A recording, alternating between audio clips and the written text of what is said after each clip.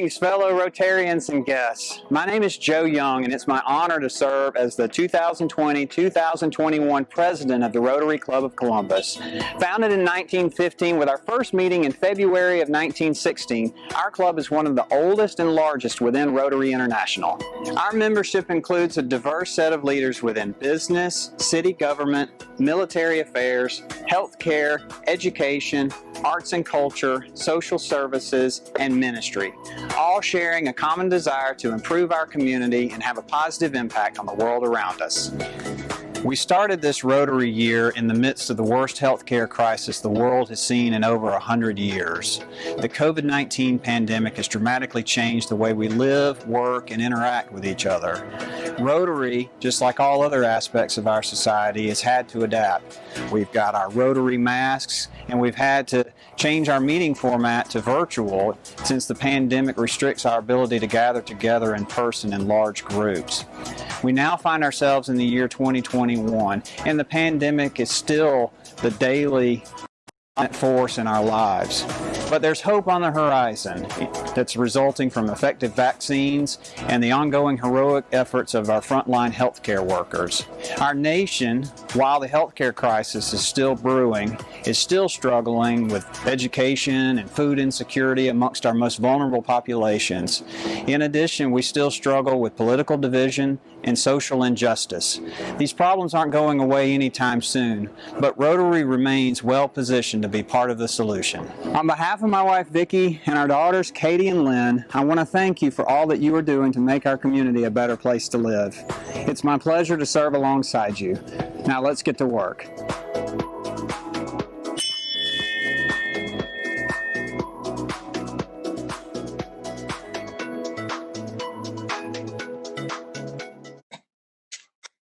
Greetings and welcome to the January 19th meeting of the Rotary Club of Columbus. We have moved the live broadcast to Tuesday from our typical Wednesday meeting so that those that wish to watch the inauguration ceremonies tomorrow will be able to do so live. So whether you're joining us live on Tuesday or you're watching the recording later on, we're so glad to have you with us. In honor of Inauguration Week, in order to help celebrate this beautiful country that we love, we thought it appropriate to have some patriotic music. So it's now my pleasure to call on Rotarian Rick McKnight to play America the Beautiful for us.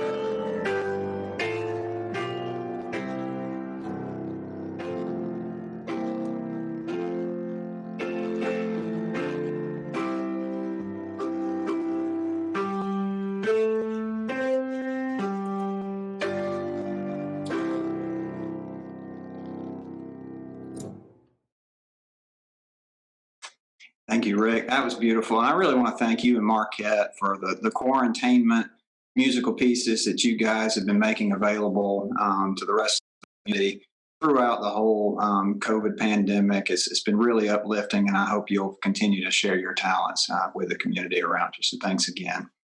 It's our club's longstanding tradition to honor an active duty soldier from Fort Benning during our weekly meetings. Because of the pandemic, we're unable to have soldiers gather with us in person currently, but it gives us an opportunity to honor one of our own. It's now my pleasure to call on Dick Nurnberg with today's introduction and recognition. President Joe and fellow Rotarians, our military member for today is Lieutenant Colonel retired Michael Smadj. Mike is originally from Joliet, Illinois, which is also the home of a very famous prison. He went to college at Loyola University of Chicago, where he was the Distinguished Military Graduate, and he came on active duty in 1973 as a Signal Corps officer.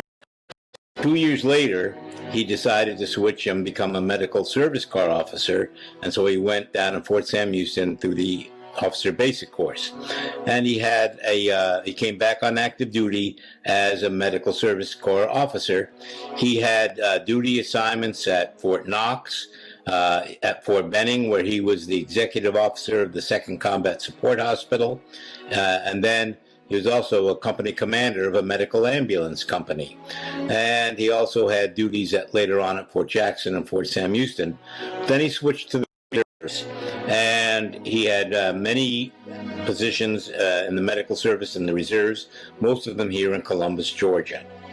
He retired from the Army in 2001, and before that, while he was in the reserves, he worked at some of our medical organizations here in Columbus, to include the Medical Center of Muskogee Manor.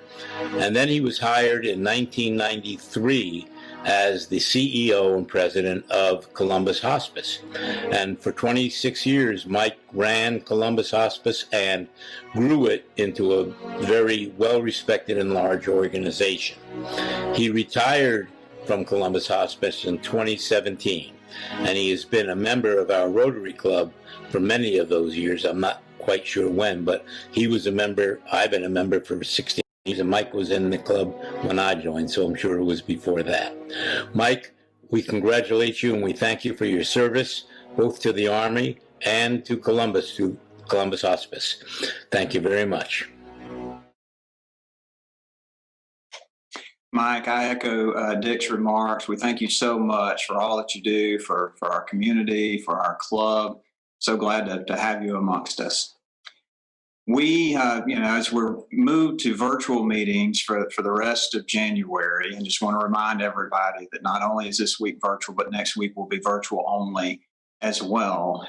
What we've decided to do in the interim is take the funds that we would have used to buy lunch for ourselves for those members that were interested in coming to an in-person meeting, and instead redirect those funds towards the purchase of lunches for our healthcare heroes in our community.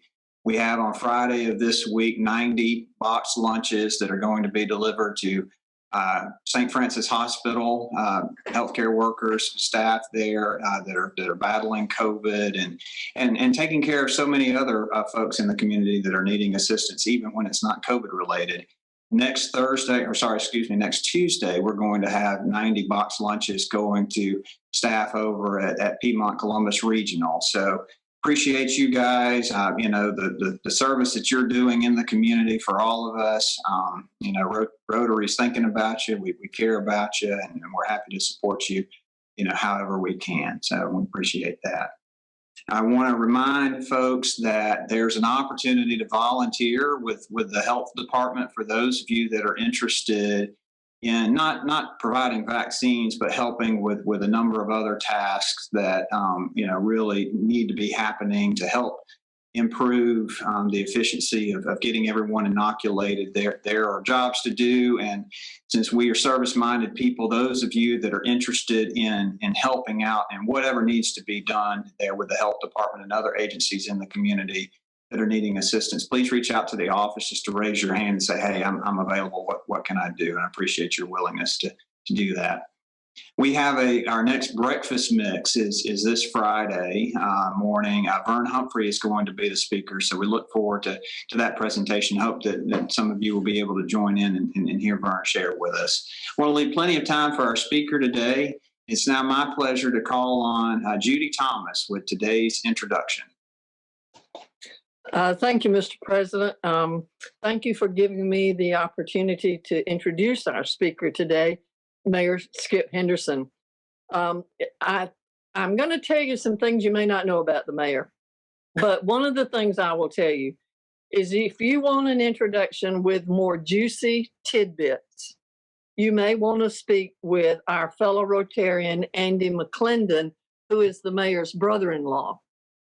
The mayor was born in Columbus into a military family, and as a child, they moved around the country. But he came back to Columbus in time to join the Columbus High School class of 1977, where he was Mr. January in the senior calendar and was selected as Mr. CHS by his classmates. He also attended the University of Georgia and Columbus College, but didn't get any titles from those guys. The mayor and his wife, Karen, have been married about 38 years and have 2 children. And Coach Henderson took the softball team that his daughter, Kyle, played for to the regionals a couple of times and came within 2 or 3 games of winning the national championship. Their son, Joey, is a member of the Columbus Fire and EMS department. And one of Joey's assignments is the Deep Water Rescue Team. I want to share a story with you that I think shows what kind of guy our mayor is. The Hendersons have spent several vacations on the Georgia coast, on the beaches, and enjoy eating at the Hole in the Wall restaurant in Apalachicola. And that restaurant is known for the sarcastic conversations that the wait staff has with the customers. When they went one time and Mr. Mayor asked how long was the wait until they could be seated, the waitress said, "You could be seated a lot quicker if you'd go clean and shut the oysters."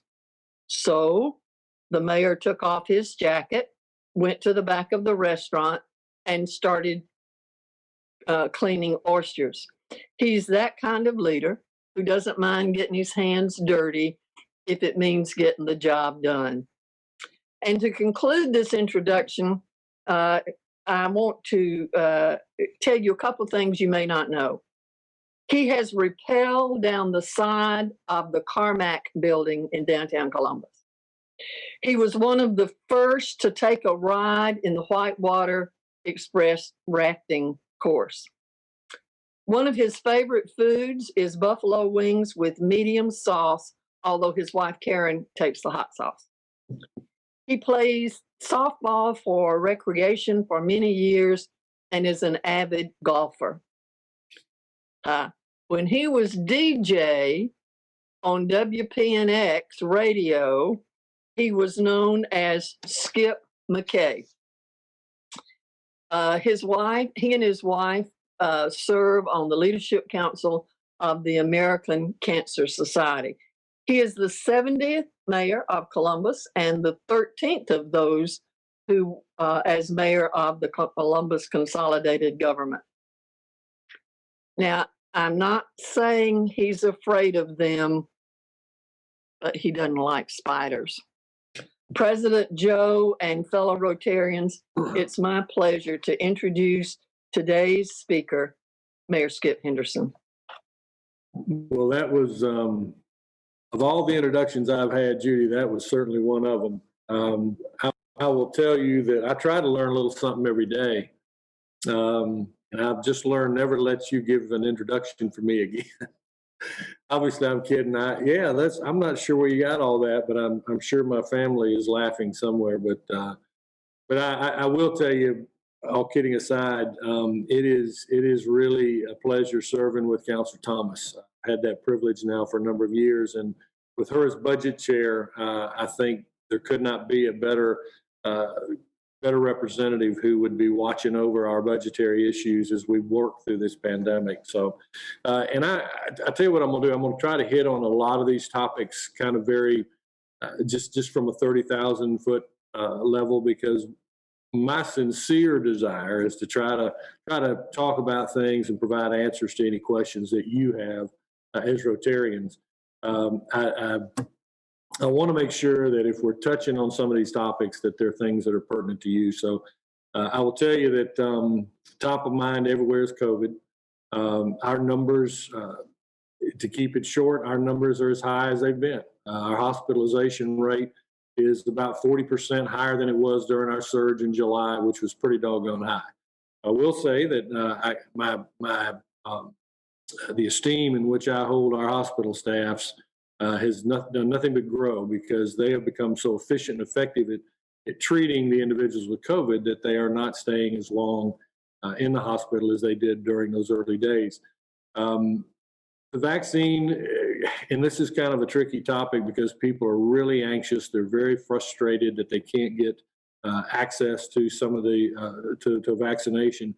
I think it's important to note that we're really still kind of on track. I mean, if you look back 3 months, even 6 months ago, their projections were that the vaccine would be readily and widely available, probably in the spring, maybe even the summertime, and it could be as late as the fall of 21 before everybody who wants the vaccine can get it. So we're still kind of on that track. Tier 1A has been hospital, frontline hospital workers, healthcare workers. It has been our first responders as well as our law enforcement officials, anybody living in an assisted care home, and anybody 65 years of age and older. But to put it in context, our health department has been sort of quarterbacking the access and the distribution of the vaccine. They've had almost 20,000 people register for the vaccine. They've only received 800 doses. So there's a couple of things I know for certain. One is if you want the vaccine, you're going to be able to get it. But a couple of things that I don't know is when and at what location. We're working very closely. We've been fortunate in Columbus that we've had an opportunity to be taken into the confidence of the governor to some degree. We are working with a GMA, a Georgia Municipal Association sponsored advisory committee. And I was fortunate enough to sit on that committee and along with about 18 or 19 other mayors. And it gives us a sort of a conduit, if you will, as we work through GMA to provide the governor with some instant feedback and some of the things that we're needing assistance with. The governor's been responsive. I can tell you that we did have a little glitch in trying to get all of the second doses that we needed, and I reached out to his office, and that was taken care of. So the necessary amount of vials that we need to at least give the second doses to people that have already received it is on its way. There has been a financial impact.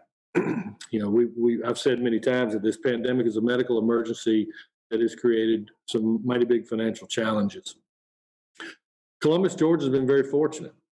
Just as we have probably fared better than most cities our size with regards to the numbers and the number of people infected with COVID-19. Likewise, we have been very fortunate in the way our revenues have been impacted. Now, I don't say that with a blind eye towards our small business people, because a lot of those folks are really struggling. And we are working with those individuals to try to find ways to help make it a little bit easier for them to kind of keep working and keep moving down the road until this pandemic is behind us. Our hospitality industry has suffered, but as far as our sales tax and other occupational taxes and things of that nature, we are actually a little bit ahead of where we were last year. So that bodes well for our planning for our budget issues. Councilor Thomas and the budget committee, which is comprised of the entire council, will fortunately, at least at this point, not have a really steep hill to climb. We're still watchful. We're still being very, very, very careful about how we expend any of our funds, because we still have some more tunnel to go through before we get on the other side. But right now, we are able to try to provide some assistance to some of our small businesses. One of the things we're trying to do, we're taking a look at every tax, every permit that our small businesses have to pay for, and we're evaluating how many of those we can delay without restricting our ability to provide services to the citizens. So we're looking at ways to try to soften the blow this year to try to help them get through that area. We are hopeful that the new administration will come up with, there's been some indication there may be some stimulus funds available specifically for small businesses.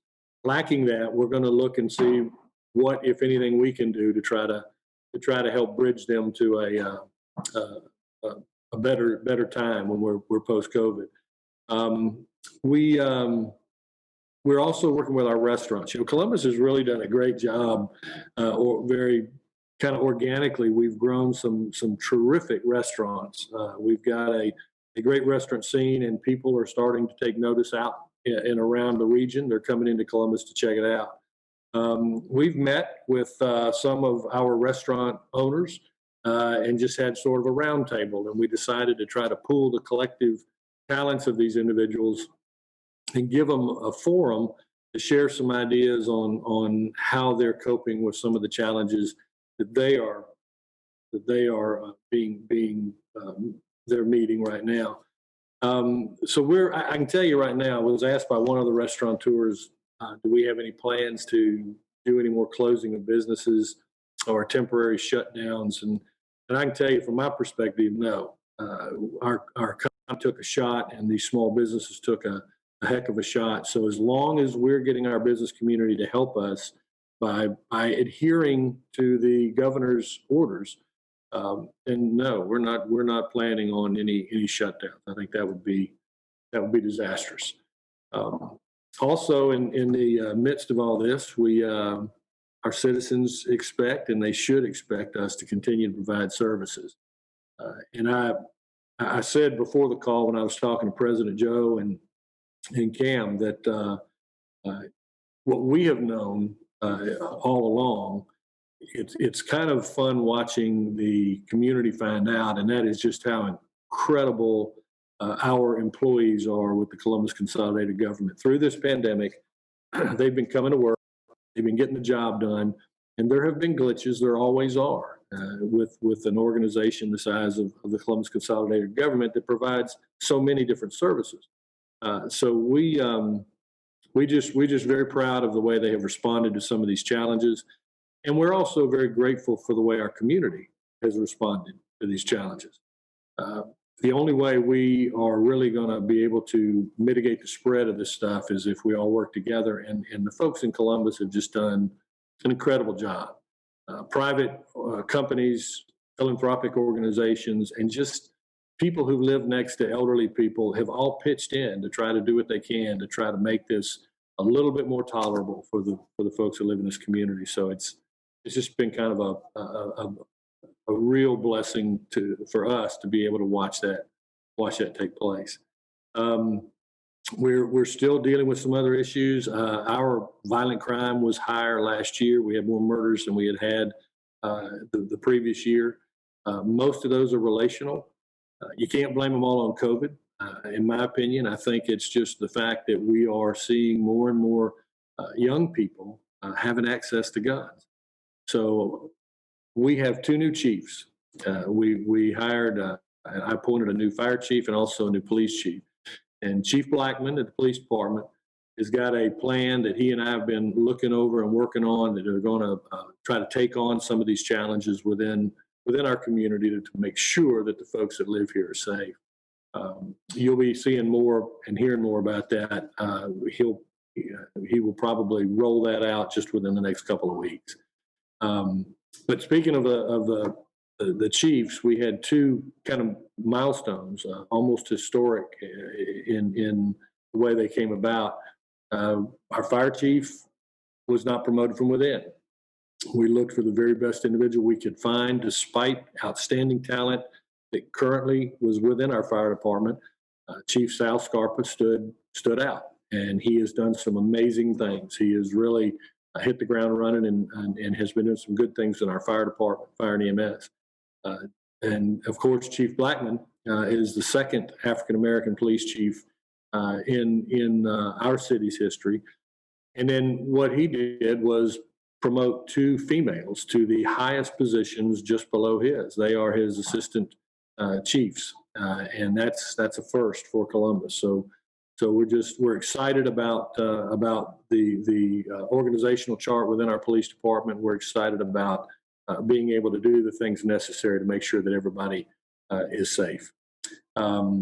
We are continuing to work on some of our housing issues. We put about $1 million into the budget, and to council's credit, they left every nickel in, and this was back in 19, and we were able to tear down some real eyesores and some blighted areas and basically crime magnets, areas where people would hang out and get up to no good. And then, of course, with the COVID budget, we were in sort of uncertain times, but council still allowed us to place $250,000, $250,000, to continue our efforts to get rid of this dilapidated housing and try to make our neighborhoods a source of pride for folks that live there. So I'm gonna ask Cameron. I know Cameron has been probably receiving some questions. I can go deeper into any of these items that you like, but I would really rather deal with any questions and make sure I'm focused on the things that you guys want to hear about. Well, thank you so much, Mayor. I'd just like to begin by thanking you again for your service. I think you've been prayed for a lot throughout the year. This 2020 and the term you've been serving is unlike anything that you imagine you signed up for when you ran for mayor. And I know that being mayor is tough, and it has challenges and opportunities that come with it. But like every industry sector and even in our personal lives, this has really just rocked our world in an unprecedented way, as it's been noted many times throughout 2020. So just thank you for embracing it with the heart that you have and with the work ethic that you have. And as always, the citizens' best interest in mind. You work hard for us, and we appreciate you very much. And thank you for your time today. The first question we have is about that beautiful building over your right shoulder. Can you give us an update on the Government Center? Yeah, I'd be glad to. We're still very much committed to keeping our promise to the citizens, and that is to try to create a safe environment for them to come to. This is their government center. It's not ours. And so we're actually going to begin with some meetings with counselors and with the designers to try to get back on track. We kind of delayed that for about 8 months, simply because we knew how tight a financial situation we were in for the average homeowners, and taxpayers were uncertain about the future, about what was going to happen as a result of COVID. So we can only really accomplish this, or at least in our estimation, the best way to accomplish it would be with a sales tax, a local option sales tax, or excuse me, a special purpose local option sales tax. And it just wasn't, in council's opinion and in my opinion, it just wasn't the right time to be asking folks to consider another sales tax on themselves. So we are in the process of moving forward with site selection. We've got to do some refining of the estimates that we have seen come in because it's obviously a major endeavor, and we're looking at everything. We're looking at constructing two separate buildings, having a general government and a judicial building. We're looking at both on-site, maybe one or more off-site. We're even looking at whether or not there are existing buildings that might suit our needs. So we'll have it pretty finely pinpointed, I'm certain, from council just within the next several months. Wonderful, thank you. Next question we have is economic development question. How are we continuing to leverage tax tools such as the TADs and opportunity zones to continue to spur economic development in our city? You know, our Chamber of Commerce and our Development Authority does a great job. I mean, it's been a tough time to try to attract businesses to come into your community over the last year, but what they have succeeded in doing is they have created an environment that gives our corporate citizens a lot of confidence. I mean, we know we're going to have some issues due to the pandemic, where people are restructuring or downsizing or even closing plants. We just saw with Campbell's just the other day. But we've also had companies like Kaiser Warren and PathTech who have expanded and are creating more than 600 new jobs.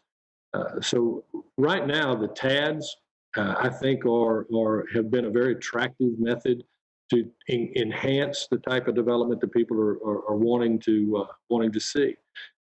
We've got one TAD that will absolutely transform the space between the new hotels that are going in downtown.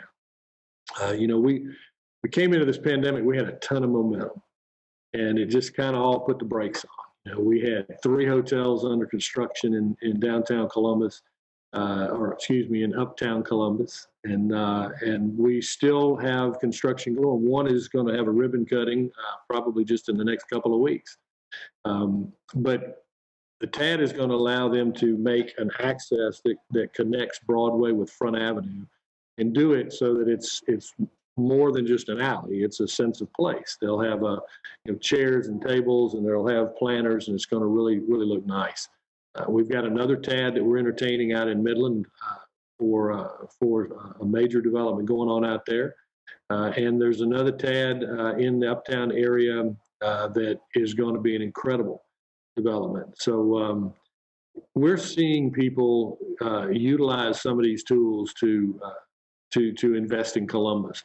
And I left off what I think is going to be one of the cooler ones, and that's over there at the corner of 13th and 2nd and 1st, or 2nd and 3rd.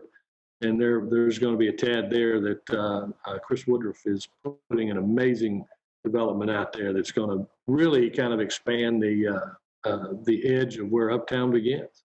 So there's a lot going on. We want to continue to spread the word about what an incredible place Columbus, Georgia is. We were just named, I think 2 weeks ago, as one of the 25 coolest places to visit in 2021. And we were ranked in number 11. So we've always known we were a cool place to be. Now other folks are finding it out as well. That's great. Well, thank you for that update as well. Switching gears, Dick Nurnberg is asking what can be done to address the violent crime problem, and specifically the murder rates. I know that's the thing is, you can't hit that from just one direction. There's a number of different angles we've got to take. The city manager and I authorized some money that would be matched by a philanthropic organization in town to bring in a program called Cure Violence. It was pioneered in Chicago, and they're coming in, going to do an assessment of the community and kind of let us know what the cost would be, and we can make a determination. Cedric Hill and Reggie Williams and actually Dr. Hiltz from the health department are all working on this. We've got a lot of programs in place. We spent over the last 3 years about $2.3 million on mentoring organizations, on tutoring assistance, on GED programs, on workforce development. So we've got the opportunities for some of these young people to take advantage of. What's missing, I think, is to have the kind of individuals that can speak with them with credibility. Maybe somebody that's walked the same crooked path and found their way back to a good quality of life and a respectable way of running their life. So if we can get them connected with these individuals, we think that we can kind of let them know about these options and make it clear to them that if they make a conscious decision to continue down the path they're on, we'll bring to bear every resource we have on shutting them down. We are also looking at and evaluating the value of cameras, putting them in some areas and posting signs where there's 24/7 surveillance. We've talked to some other states and cities that have done this, and they've seen up to a 40% reduction in violent crime. So we're going to continue to provide opportunities for these young people to choose a straighter path, but we're also going to hold them accountable. We're going to work with our new DA. We're going to make sure that if they are picked up with a weapon, that those sentences will run. They'll run consecutively, not concurrently. So we're working on it. Most of the crime that we have had in Columbus, probably 75 or 80%, has been relational. People that know each other, either domestic violence or it's some type of drug deal or somebody selling a gun, and then when they get there, the seller of whatever the item is decides they want both the money and the merchandise, and it ends up. And then you have the retaliatory issues where somebody else comes after them. Our police chief has got as part of his 6-month plan, he has got a plan to take his command staff and go out in the neighborhood, knocking on doors, introducing themselves to the people that live in these neighborhoods and trying to encourage them to let them know if they hear anything. There's a gap right now. We'll have 10, 12 shots fired. And by the time our police get there, miraculously, nobody saw a thing. So we've got some relationship mending to do with people in our communities, particularly people in our Black and brown communities. And our police chief has a plan for creating opportunities for our community to sit down and talk to our police officers, and kind of get to know each other as human beings and stop viewing one another in adversarial roles. So we've got a lot of things that we are intending to put in place. Our police chief has got a number of great ideas from a 21st century policing model that he ascribes to very closely. And we're looking forward to trying to see that these initiatives take our crime rate back down. Well, that is a tough issue, and thank you for that thoughtful and thorough answer to a pretty broad question. It is a real challenge, and appreciate that update. A couple of years ago, we were running out of space at the landfill. What's the latest with that, and have we evaluated providing incentives for recycling? Yeah, we're of course, this year has not been a good year to try to make any significant improvements because it's become much more difficult with the people staying at home. There's a higher tonnage rate that's going into our landfills and into recycling. And with the extra work and wear and tear on our vehicles, we've had a bunch of them that have just not been able to be operational. And then, in addition to that, with the virus, we've had some workers that have not been able to ride. So we've fallen behind in some areas. We haven't quit working. We worked on Saturdays. We've worked on Wednesdays, which are typically our catch-up day. And we've had them working until 7, 8 o'clock at night trying to get the stuff picked up. We were very close to maybe having about 10 years left on our landfill. But with council's foresight, they approved spending $350,000 to apply to the EPD for a change in the way, believe it or not, the way we terrace some of the areas in our landfill that we cover. And that alone added another 20 years to our landfill. It allowed us to keep some of those cells that we were going to have to shut down. It allowed us to keep some of those open simply by changing the way we do things. And that's a credit to our public works department because they're continually looking for ways to try to handle it. But I will say on a personal note, no landfill process is eternally sustainable. So we've got to continue to look for new industries, new ways to try to deal with some of our refuse. We got about 57,000 single-family homes in Columbus that we pick up. And we pick up really 4 days a week because you've got recycling, you've got your trash pickup, you've got your the yard waste, and you've got bulky goods as well. So we are going to continue to push people to recycle. We're trying to make it easier for them to do that. We're trying more educational programs.